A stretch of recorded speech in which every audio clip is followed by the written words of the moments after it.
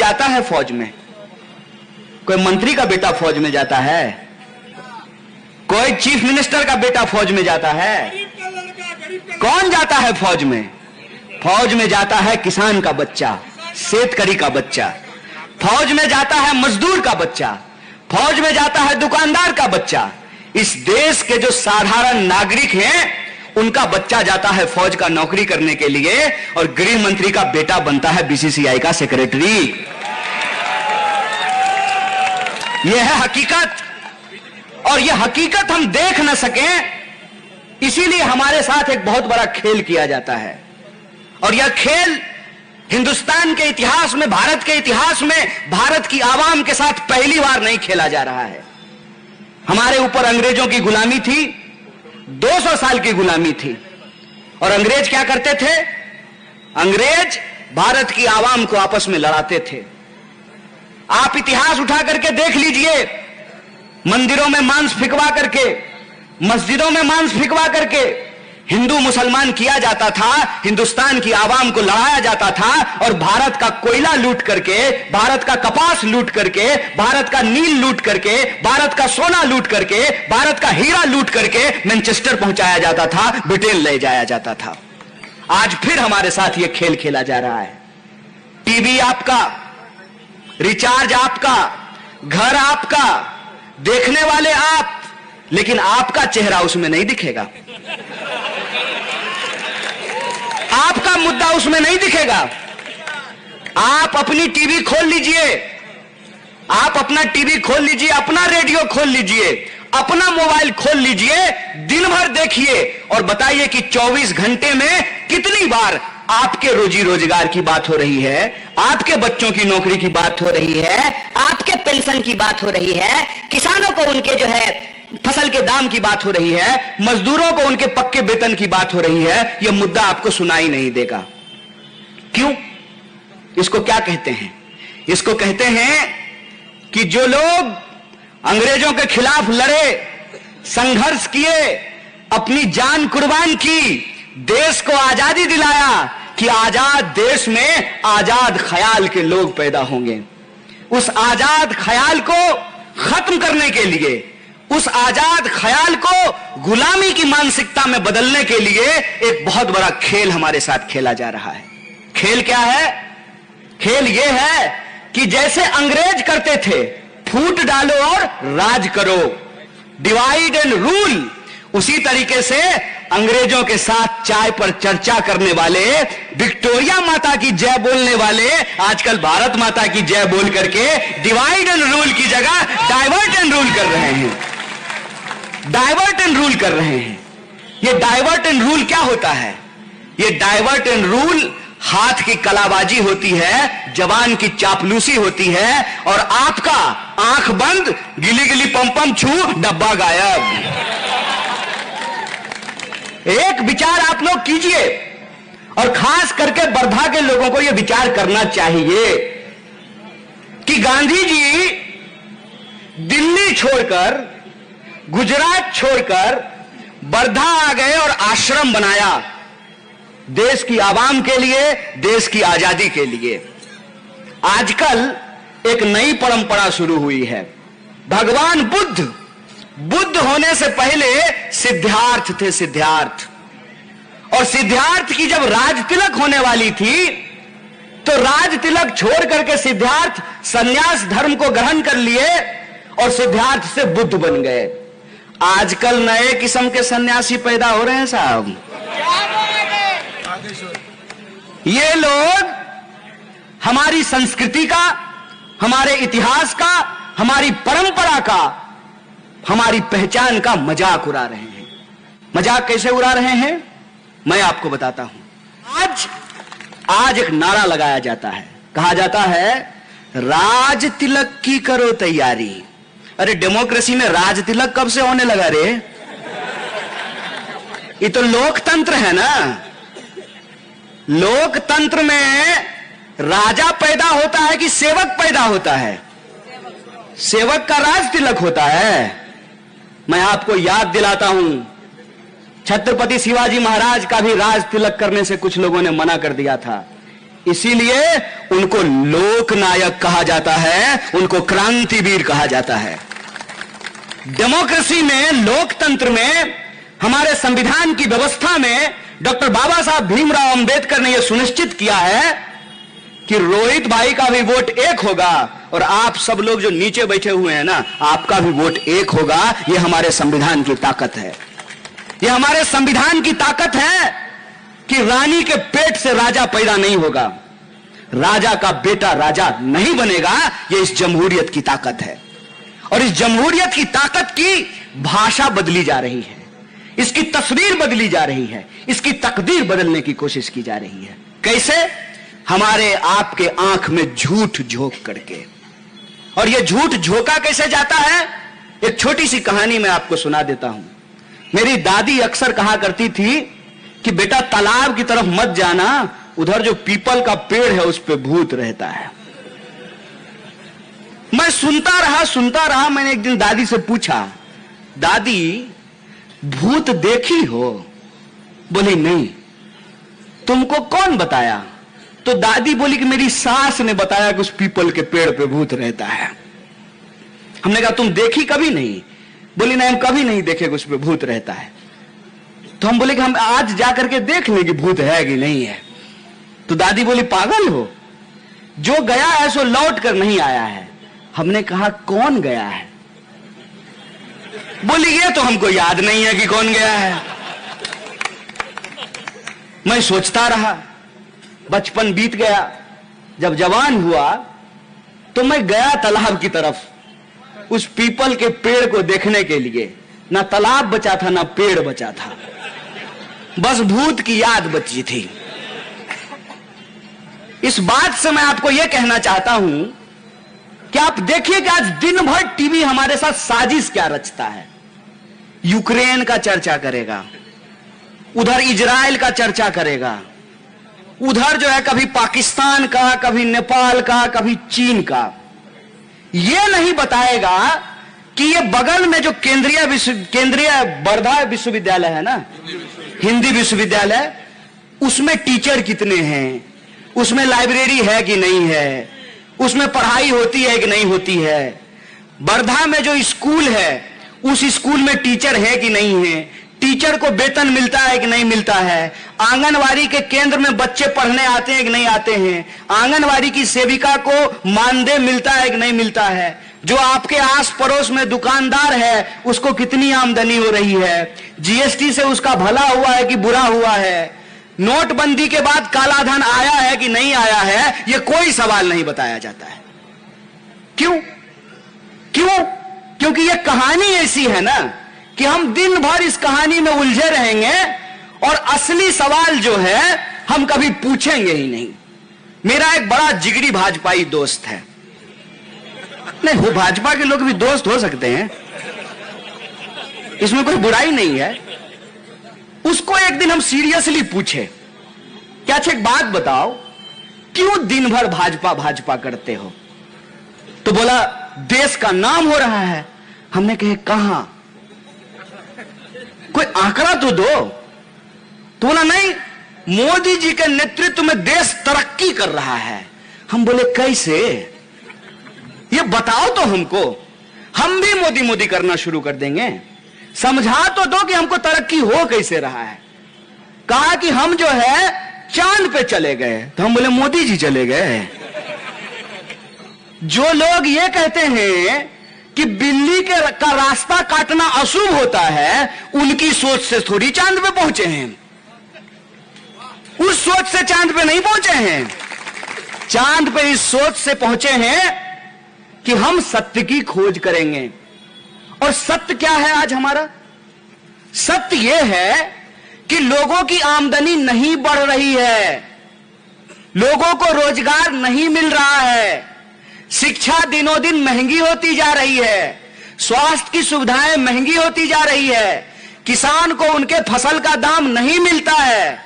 कोई किसान अपने बच्चे को किसान नहीं बनाना चाहता है। पीएम अपने बेटा को पीएम बनाना चाहता है, डीएम अपने बेटा को डीएम बनाना चाहता है, डॉक्टर अपने बच्चा को डॉक्टर बनाना चाहता है, एमएलए अपने बच्चा को एमएलए बनाना चाहता है, लेकिन कोई किसान अपने बच्चे को किसान नहीं बनाना चाहता है। बोलिए सच है कि नहीं है? क्यों क्यों ऐसा होता है? ऐसा इसलिए होता है कि इस देश में आंकड़ा यह कहता है कि अगर आप किसानी करेंगे तो आपको आत्महत्या करनी पड़ेगी।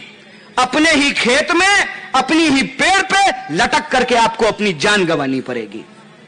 आंकड़ा कहता है, मैं आपको देश का आंकड़ा देता हूं। इस देश में 1 घंटा से कम समय में सिनेमा भी 3 घंटे का होता है, क्रिकेट मैच भी 5-6 घंटा चलता है। आप गर्लफ्रेंड से बतियाइएगा क्या साहब, तब भी आप 1 घंटा ज्यादा बतिया लीजिएगा। और 1 घंटे से कम समय में, घड़ी देख लीजिए अपना, जब से यह सभा चलनी शुरू हुई है अब तक इस देश के किसी न किसी कोने में कोई ना कोई नौजवान अपनी जान ले चुका होगा। यह हमारा आंकड़ा नहीं है, सरकार का आंकड़ा है। एनसीआरबी का आंकड़ा है कि इस देश में रोज कम से कम 25 नौजवान आत्महत्या करते हैं रोज। यह चिंता की बात नहीं है। जिस देश में 12,000 से ज्यादा किसान आत्महत्या कर चुके हों, रोज 25 जवान आत्महत्या कर रहे हों, हर मिनट किसी न किसी महिला के साथ बलात्कार हो रहा हो, 45 साल में देश में सबसे ज्यादा बेरोजगारी हो, किसानों को उनके फसल का दाम नहीं मिलता हो, मजदूरों को उनकी मजदूरी नहीं मिलती हो, नौकरी करने के बावजूद आपके पास कोई सुरक्षा नहीं है।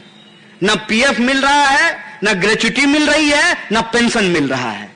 यहां खड़े हैं, पेंशन मिलता है? कांस्टेबल साहब, मिलता है कि नहीं मिलता है? अरे बोलिए ना, डर कह रहे हैं, अमित शाह थोड़ी देख रहा है। बोलिए, आप सोचिए इस बात को कि जो नौकरी करता है वर्दी पहन करके दिन रात, पार्टी किसी की हो, अपक्ष हो, विरोधी पक्ष हो, सत्ता पक्ष हो, टोपी पहन करके डंडा लेकर के ड्यूटी में खड़े हैं, इनको पेंशन नहीं मिलेगा। ये बेईमानी है कि नहीं है? ये बेईमानी हमारे आंख के सामने हो रही है। और जब आप टीवी खोलिएगा ना तो नाम हो रहा है। कहां? आप अपनी हकीकत खुद से क्यों नहीं पूछते हैं? मेरे पिताजी कांग्रेस राज में मजदूरी करके घर बना सकते थे। हम भाजपा राज में एक तो नौकरी नहीं मिलेगी और घर बनाना तो छोड़ दीजिए, अपने बच्चों को भी नहीं पढ़ा सकते हैं, ऐसी हालत है। सरकारी स्कूल आप यह कह करके बंद कर दिए कि सरकारी स्कूल में पढ़ाई नहीं होती है। सरकारी अस्पताल आपने यह बंद कर दिया कि सरकारी अस्पताल में इलाज नहीं होता है। मेरा एक प्रश्न होता है कि सरकारी स्कूल नहीं होना चाहिए, सरकारी अस्पताल नहीं होना चाहिए, सरकारी सड़क नहीं होनी चाहिए, सरकारी बिजली नहीं होना चाहिए, सरकारी पानी नहीं होना चाहिए, तो सरकारी प्रधानमंत्री लेकर के ढोलक बजाएंगे? क्यों होता है सरकार? मैं आपको बताता हूं कि आमदार साहब को भी पेंशन और तनख्वाह हमारे आपके टैक्स के पैसे से ही मिलता है, और कांस्टेबल साहब को भी तनख्वाह और पेंशन हमारे आपके टैक्स के पैसे से ही मिलेगा। तो सरकार जो ये बेईमानी हमारे आंख के सामने कर रही है, इस बेईमानी को हमको देखना पड़ेगा। सरकार कहती है कि हम किसानों के खाते में 6,000 रुपया किसान सम्मान निधि पहुंचा रहे हैं। मैं आपको आंकड़ा देता हूं, पिछले लगातार कई महीनों से सरकार ने जो किसानों को, शेतकरियों को किसान सम्मान निधि दिया है, उसमें दिया है 2,60,000 करोड़। और एक झटके में इस देश के जो बड़े धन्ना सेठ हैं, जो बड़े धन कुबेर हैं, उनका जो कर्जा माफ किया गया है वो है 10,60,000 करोड़। बाहरे कमाल, किसान को देने के लिए 2,60,000 करोड़ और बेईमान को देने के लिए 10,60,000 करोड़। हाय रे बेईमान! यह बेईमानी रोज बरोज हमारे देश में, हमारे आंख के सामने हो रही है, लेकिन इसमें हम देख नहीं पा रहे हैं। देख इसलिए नहीं पा रहे हैं क्योंकि हमसे दिखाया नहीं जा रहा है, हमको छुपाया जा रहा है, सच बताया नहीं जा रहा है। सच क्या है? सच यह है कि आए दिन लोगों के रोजगार छीने जा रहे हैं। आप पहले इंजीनियरिंग कर लीजिए, इंजीनियरिंग करने के बाद लोग कहेगा एमबीए कर लीजिए। अगर एमबीए ही करना था तो इंजीनियरिंग क्यों करेंगे? और इंजीनियरिंग करने के बाद, एमबीए करने के बाद अगर फेना सरफ ही बेचना है तो उस दुकानदार में क्या कमी हो, तो बेच ही रहा है बिना एमबीए की डिग्री का फेना सरफ। फिर एमबीए का डिग्री करने के लिए हमसे 5 लाख रुपया क्यों लिए? इंजीनियरिंग की डिग्री करने के लिए हमारे मां बाप से 10 लाख रुपया क्यों लिए? और 10 लाख रुपया लेकर के, 5 लाख रुपया लेकर के, 15 लाख रुपया देकर के वो कागज का डिग्री लेकर के क्या करेंगे? हम भी प्रधानमंत्री की तरह झूठा डिग्री बनवा लेंगे। फिर ये देखिए, आपकी मां बाप विवश हैं, मां बाप विवश हैं कि किसी भी तरह से बच्चों को पढ़ा दें। सरकारी स्कूल में नहीं पढ़ाई हो रही है तो प्राइवेट स्कूल में पढ़ा दें। प्राइवेट स्कूल की हालत यह है कि पढ़ाना बच्चे को है, इंटरव्यू मां बाप का लिया जाता है। बताइए, डॉक्टर बाबा साहब भीमराव अंबेडकर के माता पिताजी का अगर इंटरव्यू लिया गया होता तो डॉक्टर बाबा साहब भीमराव अंबेडकर देश के पहले कानून मंत्री बन पाते क्या? यह आज हो रहा है। यह आज इसलिए हो रहा है कि कोई भी परीक्षा सिलेक्शन करने के लिए नहीं होता है, रिजेक्शन करने के लिए होता है। हिंदुस्तान दुनिया का एकलौता ऐसा देश है जहां एग्जाम सेलेक्ट करने के लिए नहीं, रिजेक्ट करने के लिए लिया जाता है। हाय रे बेईमानी! यह ऐसा क्यों होता है? ऐसा इसलिए होता है कि रोजगार नहीं है। रोजगार क्यों नहीं है? क्योंकि रोजगार के सारे साधन जमा करके, चोरी करके अपने दोस्त के खाते में पहुंचा दिया गया है।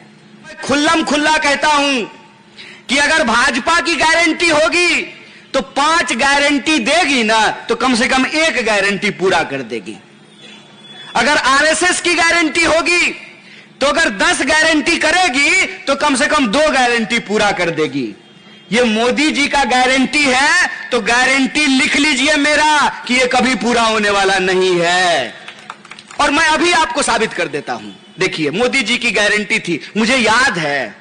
मेरा प्रॉब्लम यही है कि मैं टीवी कम देखता हूं, इसीलिए मुझे सब कुछ याद रहता है। आपको भी मैं याद दिलाता हूं। मोदी जी की गारंटी थी कि हर साल 2 करोड़ नौकरी पैदा की जाएगी। बोलिए, 2 करोड़ नौकरी पैदा हुई? अरे झूठ बोल रहे हैं आप, नहीं हुई। 2 करोड़ नौकरी पैदा नहीं हुई। अच्छा, 15 लाख खाते में आया होगा? 15 लाख भी नहीं आया। तो कौन सी गारंटी पूरी हुई? क्या आप वर्धा से नागपुर अब बुलेट ट्रेन चढ़ के जाते हैं क्या? बोलिए, बुलेट ट्रेन चल गई क्या? 2022 तक सबको पक्का मकान मिल जाना था, मिला? तो कौन सी गारंटी पूरी हुई? यही मैं कहता हूं कि मोदी जी की गारंटी है मतलब कभी पूरा होने वाला नहीं है। और वक्त का तकाजा देखिए। आप छोड़ दीजिए, अब ये सब बात हम नहीं कहेंगे, वो आप कहिए, आपकी इच्छा है। मैं बस आपको एक बात कहना चाहता हूं कि मोदी जी की गारंटी मतलब ये कभी पूरा नहीं होगी। इसका उदाहरण मैं आपको दे देता हूं। यहां पे बहन जी बैठी हुई हैं, शादी होती है, अग्नि को साक्षी मान करके, हिंदू रीति रिवाज से 7 फेरा लेकर के जब शादी होती है तो 7 फेरे में 7 वचन देते हैं कि नहीं देते हैं? क्या शादी होती है ना, 7 फेरा लेते हैं हिंदू रीति रिवाज से, अग्नि को साक्षी मान करके 7 वचन पूरा करेंगे। मोदी जी 7 फेरा लिए थे ना? लिए थे कि नहीं लिए थे? अग्नि को साक्षी मान के, हैं? अग्नि को साक्षी मान करके मोदी जी 7 फेरा लिए हिंदू रीति रिवाज से, और एक महिला को 7 वचन दिया। पूरा किया क्या? 7 जन्म तक साथ निभाने का। जानते हैं उनका क्या नाम है? उनका नाम है यशोदा और मेरा नाम है कन्हैया। बदला तो लेंगे साहब आपसे।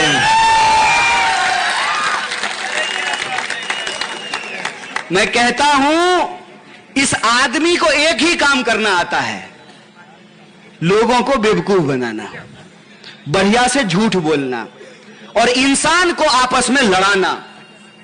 कोई अगर नहीं मिलेगा ना तो इंसान को नीम के पेड़ से लड़ा देगा। कहीं देखिएगा तो जो है ओबीसी को ओबीसी से लड़ाते रहेंगे, यादव को दूसरे समाज से लड़ाएंगे, दूसरे समाज को यादव से लड़ा देंगे। कहीं देखेगा तो हिंदू मुसलमान करते रहेंगे। और आरोप किसके ऊपर लगाएंगे? हमारे ऊपर।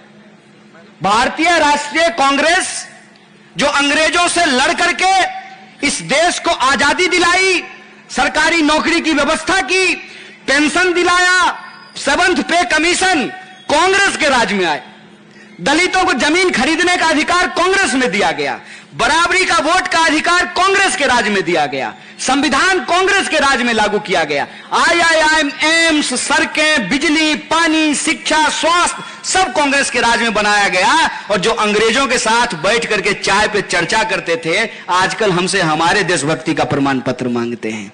बताइए बताइए कि बेटा इतना बड़ा हो गया है कि बाप से कहता है कि प्रूफ करके बताइए कि आप मेरे पप्पा हैं कि नहीं हैं। यही ना एक नारा लगाता था भाई 2014 में, मुझे याद है, कांग्रेस मुक्त भारत। मुझे नहीं मालूम है, मैं आपसे पूछता हूं, मुझे सचमुच नहीं मालूम है, जितना भाजपा का MP MLA है, या तो वो या उसका माई बाप कांग्रेसी था कि नहीं था, हमको सिर्फ इतना बता दीजिए। यही चल रहा है ना। इसको कहते हैं ध्यान भटकाओ योजना। आपको मालूम होना चाहिए, यहां बैठे हुए नेता आपको बताएंगे कि मुंबई का एयरपोर्ट किसका? हाँ जोर से बोलो, डरने की बात नहीं है। अरे ज्यादा से ज्यादा आपके ऊपर जो है सेडिशन का केस कर देंगे। अब पुलिस के लिए भी तो हम ही लड़ेंगे ना, क्या भाई? वो पोर्ट जो है वो अदानी को कैसे मिला? अदानी का एक आदमी इधर गया बातचीत करने के लिए कि ये पोर्ट हमको दे दो। जिस ही अदानी का आदमी बाहर निकला कि पीछे से ईडी घुस गया, बोला देते हो कि नहीं देते हो। ये हमारे आंख के सामने हो रहा है। ये हमारे आंख के सामने हो रहा है कि जब जोर से देश की बात की जाती है तो आप समझ लीजिए कि देश की कोई संपत्ति दोस्त के नाम होने वाली है। देश की जनता धर्म में उलझी रहे, जाति में उलझी रहे, भावनाओं को भड़का करके, लोगों को आपस में लड़ा करके हमारी आपकी संपत्ति अपने दोस्त के खजाने में पहुंचाई जा रही है। राहुल जी ने बिल्कुल ठीक कहा है। पॉकेटमार को पॉकेटमारी करते हुए पकड़ लीजिएगा ना ट्रेन में, तो वही जोर से चोर चोर चिल्लाना शुरू कर देगा, और वही जोर से चोर चोर करने लगेगा, और आपका पर्स भी लेके भाग जाएगा और उसका दोस्त भी भाग जाएगा। आज इस देश में क्या हो रहा है? सिर्फ और सिर्फ राजनीति के द्वारा लोगों की भावनाएं भड़काई जा रही है। मैं तो कहता हूं, अगर सरकार लोगों के खाते में 15 लाख पहुंचा दे, 2 करोड़ नौकरी दे दे, बुलेट ट्रेन चला दे, सबके लिए पक्का मकान बना दे, तो सरकार का विरोध करने का कोई जरूरत नहीं है। सच बात यह है कि सरकार ने एक भी काम पूरा नहीं किया है, और काम पूरा करने की बजाय नया नया मुद्दा फेंकते रहते हैं। आजकल एक नया मुद्दा लेकर के आए हैं, भ्रष्टाचार का। मैं किसी व्यक्ति के ऊपर कोई कमेंट नहीं करना चाहता हूं, लेकिन मैं आपको एक बात जरूर कहना चाहता हूं भाई साहब, रोहित भाई, आपके घर में अगर अगली बार ईडी आए तो आप तुरंत फोन लीजिएगा और कहिएगा कि 1 मिनट अमित शाह से बात कर रहे हैं, ईडी वापस चला जाएगा। यह मैं ट्रिक आपको बता रहा हूं कि जिस किसी को भी इस सरकार से सच पूछने की आदत है, उसके ऊपर तमाम गुनाह जो है वो मुनासिब किए जाएंगे, और जो इस सरकार से हाथ मिला ले उसका 100 खून भी माफ किया कर दिया जाएगा। यही सच्चाई है। मैं एक प्रश्न पूछता हूं ना कि मैं अगर बेईमान हूं तो मैं बेईमान हूं, लेकिन ये युवा संघर्ष यात्रा का खेस उतार करके भाजपा का खेस पहन लूं तो मैं ईमानदार कैसे बन जाता हूं? ये जो भ्रष्टाचारी है, जब तक भाजपा में नहीं है तब तक भ्रष्टाचारी है, और भाजपा में जाते ही सदाचारी कैसे बन जाता है? इसमें कोई खेल है कि नहीं है? आप सोच के बताइए। और खेल है तो क्या प्रधानमंत्री को यह शोभा देता है कि इस देश के 140 करोड़ लोगों से झूठ बोले और भ्रष्टाचार पे लंबा लंबा भाषण दें? क्या इस देश के प्रधानमंत्री को यह शोभा देता है कि जय शाह को अपने मंच पे बिठा करके उसके पप्पा अमित शाह के सामने परिवारवाद पे भाषण दे? यह शोभा देता है क्या? भाजपा के लोग अपने बच्चों को आमदार बनाए, खासदार बनाए, मंत्री बनाए, तो यह परिवारवाद नहीं है। दूसरे पार्टी के लोग अगर उनके बच्चे आमदार और खासदार बन गए तो वो परिवारवादी बन गए। हाय रे बेईमानी! ये सच्चाई हम तमाम लोगों को आंख खोल करके देखना पड़ेगा। हमको देखना पड़ेगा कि आज देश की वास्तविक हालत क्या है। आज देश की वास्तविक हालत यह है कि पढ़े लिखे नौजवानों को रोजगार नहीं मिल रहा है। रोजगार के नाम पे अग्निपथ की योजना लाई गई है कि एक शहीद को भी उसके शहादत का सम्मान नहीं मिल रहा है। यह शर्म की बात है। रोजगार की हालत यह है कि आप इंजीनियरिंग कर लिए हैं, एमबीए कर लिए हैं, आपको रोजगार नहीं मिल रहा है। लेकिन आपका बाप अगर मंत्री है तो आप बीसीसीआई का सेक्रेटरी जरूर बन सकते हैं। यह रोजगार की हालत है। यह हालत है कि इस देश को चलाने वाले जो किसान और मजदूर हैं उनको उनके दाम नहीं मिल रहे हैं, लेकिन जो बेईमान हैं उनको औने पौने दाम में करोड़ों की संपत्ति कौड़ियों के दाम में आज उनको दिया जा रहा है। देश की हालत यह है कि हमको और आपको आपस में लड़ा दिया गया है और हमारे आपके देश की जो संपत्ति है दिनों दिन एक दो हाथों के में पहुंचाया जा रहा है, उनकी तिजोरियों में पहुंचाया जा रहा है। एक प्रश्न मैं आपसे पूछता हूं। कहते हैं कि हमारी अर्थव्यवस्था दुनिया की सबसे मजबूत अर्थव्यवस्था बन गई है। खुशी की बात है, बजाइए ताली, कोई दिक्कत नहीं है। लेकिन यह प्रश्न पे विचार कीजिएगा ना कि अगर हमारी अर्थव्यवस्था दुनिया की सबसे मजबूत अर्थव्यवस्था बन गई है तो वो 80 करोड़ लोग कौन हैं जो 5 किलो अनाज लेने के लिए लाइनों में लगे हुए हैं? वो 80 करोड़ लोग कौन हैं? इस प्रश्न पे विचार कीजिए कि अगर 5 ट्रिलियन की हमारी इकोनॉमी बन गई है तो देश के 1% लोगों के पास 99% प्रॉपर्टी कैसे जमा हो गई है और देश के 99% लोगों के पास 1% प्रॉपर्टी कैसे है? इस बात को हमको समझना पड़ेगा। डॉक्टर बाबा साहब भीमराव अंबेडकर ने एक बात कहा था। उन्होंने कहा कि पॉलिटिकल डेमोक्रेसी जिंदा नहीं रह सकती है जब तक कि हम इकोनॉमिक डेमोक्रेसी लेकर के नहीं आते हैं। इस देश में अगर हम लोकतंत्र बचा करके रखना चाहते हैं, हम चाहते हैं कि हेलीकॉप्टर पर चलने वाला और पैदल चलने वाला का वोट एक हो, अगर हम चाहते हैं कि महिला और पुरुष का वोट एक रहे, हम चाहते हैं कि अमीर और गरीब का वोट एक रहे, तो इस लोकतंत्र को बचाने के लिए हमको यह सवाल पूछना पड़ेगा कि सिर्फ नारों में सबका साथ सबका विकास नहीं, हकीकत में सबका साथ सबका विकास करना पड़ेगा। यह देश 140 करोड़ लोगों का है, तिलक लगाने वालों का भी है, टोपी पहनने वालों का भी है, महिलाओं का भी है, पुरुषों का भी है, सभी धर्म सभी जाति का यह देश है। और इस देश के जो लोग हैं उनका रोजी रोटी, कपड़ा, मकान, शिक्षा, स्वास्थ्य, सड़क, बिजली, पानी, आत्मसम्मान के लिए संघर्ष करना, यही देशभक्ति है, यही देश सेवा। जितना भाजपा का एमपी एमएलए है, या तो वो या उसका माई बाप कांग्रेसी था कि नहीं था, हमको सिर्फ इतना बता दीजिए। बताइए, बेटा इतना चालाक हो गया है कि मम्मी को कहता है कि मम्मी साबित करो कि यही हमारा पप्पा है। यही ना, जो देश को बनाया, जिस पार्टी ने देश को आजादी दिलाई, जिस पार्टी ने लोगों को अधिकार दिलाए, उस पार्टी से पूछते हो कि देशभक्त हो कि नहीं हो, और उसी पार्टी के नेताओं को अपनी पार्टी में शामिल करा करके बताइए। और जब देखिए तब टीवी पे राष्ट्रवाद का बहस होता है। मैं भी बहस करना चाहता हूं राष्ट्रवाद पे, और यह सवाल पूछना चाहता हूं कि अगर इस देश के नेताओं को पेंशन मिल सकता है तो सेना में शहादत देने वाले परिवारों को पेंशन क्यों नहीं मिल सकता है? यह सवाल हम भी पूछना चाहते हैं। हम ये सवाल पूछना चाहते हैं कि कौन जाता है फौज में? कोई मंत्री का बेटा फौज में जाता है? कोई चीफ मिनिस्टर का बेटा फौज में जाता है? कौन जाता है फौज में? फौज में जाता है किसान का बच्चा, शेतकरी का बच्चा, फौज में जाता है मजदूर का बच्चा, फौज में जाता है दुकानदार का बच्चा। इस देश के जो साधारण नागरिक हैं उनका बच्चा जाता है फौज का नौकरी करने के लिए, और गृह मंत्री का बेटा बनता है बीसीसीआई का सेक्रेटरी। यह है हकीकत, और यह हकीकत हम देख न सकें, इसीलिए हमारे साथ एक बहुत बड़ा खेल किया जाता है। और यह खेल हिंदुस्तान के इतिहास में, भारत के इतिहास में, भारत की आवाम के साथ पहली बार नहीं खेला जा रहा है। हमारे ऊपर अंग्रेजों की गुलामी थी, 200 साल की गुलामी थी। और अंग्रेज क्या करते थे? अंग्रेज भारत की आवाम को आपस में लड़ाते थे।